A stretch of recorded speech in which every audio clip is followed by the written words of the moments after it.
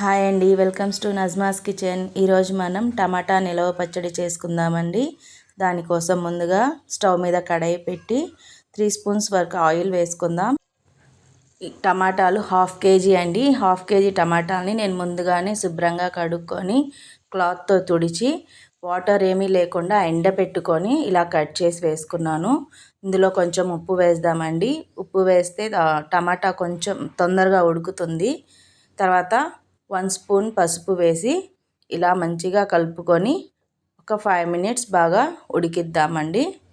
చూడండి, అలా మంచిగా ఉడికిన తర్వాత టమాటా పచ్చడిలోకి 1/2 కేజీ టమాటాకి 50 గ్రామ్స్ చింతపండు అండి. ఇలా తీసి వేసుకున్న తర్వాత ఇవంతా రెండు కలిసి మంచిగా ఉడికి మంచి పేస్ట్ లాగా రావాలండి. చూడండి, ఇలా గుజ్జుగా ఉడికిపోవాలి. మంచిగా ఉడికిన తర్వాత ఇప్పుడు ఆఫ్ చేసి పక్కన పెట్టుకుందాం. ఇది చల్లారేలోపు మనం ఇంకొక కడాయి పెట్టుకొని అది వేడెక్కాక ఒక 2 స్పూన్ల ఆవాలు, 1 స్పూన్ మెంతులు వేసి ఫ్రై చేసుకుందామండి. పచ్చడి అంటేనే ఆవాల మెంతులు పొడి మస్ట్ కదండి. అది కొంచెం ఫ్రై చేసుకుందాం. చూడండి, ఇలా ఫ్రై చేసుకున్న తర్వాత ఆవాలు చిటపటలాడేటప్పుడు ఆఫ్ చేసి అవి కొంచెం చల్లారిన తర్వాత మిక్సీ జార్లో వేసుకుందాం. ఆవాలు మెంతుల్ని ఇలా మిక్సీలు చేసుకుందామండి. అందులోనే ఒక చిన్ని గ్లాసు టీ గ్లాస్ అంత ఉప్పు, 2 గ్లాసుల కారం వేసుకుందామండి. కారం ఎక్కువగానే పడుతుంది, టమాటా పుల్లగా ఉంటుంది కదా. పచ్చడిలో కారం ఎక్కువ ఉంటేనే బాగుంటుంది.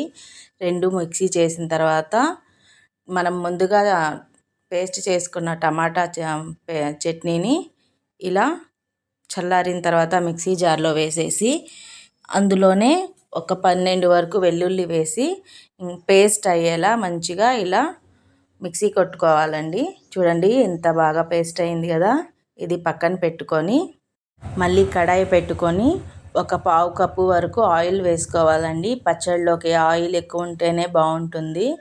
కొంచెం వేడయ్యాక 1 స్పూన్ వరకు పచ్చెనగపప్పు, 1 స్పూన్ ఆవాలు, 1 స్పూన్ జీలకర్ర వేసి ఒక 4 ఎండుమిర్చి అండి, కట్ చేసి అయినా వేసుకోవచ్చు, అలాగే అయినా వేసుకోవచ్చు. అవి కొంచెం ఫ్రై అవుతుండగా ఒక 12 వరకు వెల్లుల్లి రెబ్బలు వేసుకోవాలండి. అలా ఒకసారి కలుపుకొని కరివేపాకు వేసుకోవాలండి. ఆ కరివేపాకు తర్వాత కొంచెం ఒక 1/2 స్పూన్ వరకు ఇంగువ వేసి మంచిగా ఫ్రై అయిన తర్వాత మనం ముందుగా పేస్ట్ చేసుకున్న టమాటా చట్నీ మొత్తం వేసేసి కలుపుకుంటూ ఉండాలండి.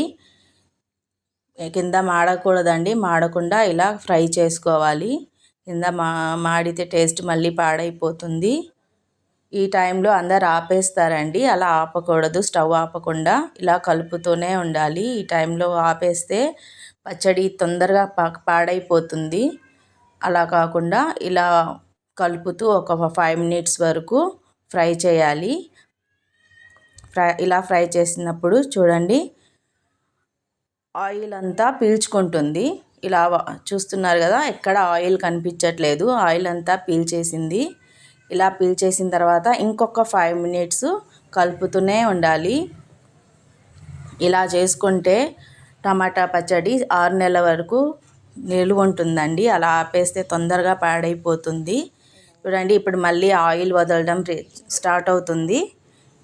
ఇలానే కలుపుతూ ఉండాలండి. కొంచెం టైం పడుతుంది, మనం ఓపికగా చేసుకోవాలి. చూడండి, ఆయిల్ అంతా రిలీజ్ అవ్వడం స్టార్ట్ అయ్యింది. ఈ టైంలో మనం ఆపేసి చల్లార్చుకోవాలి. టమాటా చట్నీ మొత్తం చల్లారిన తర్వాతే జార్లోకి తీసుకోవాలండి. ఈ చట్నీ అన్నంలోకి, టిఫిన్స్లోకి, పెరుగున్నంలోకి కూడా బాగుంటుందండి. నచ్చితే నా ఛానల్ని సబ్స్క్రైబ్ చేయండి.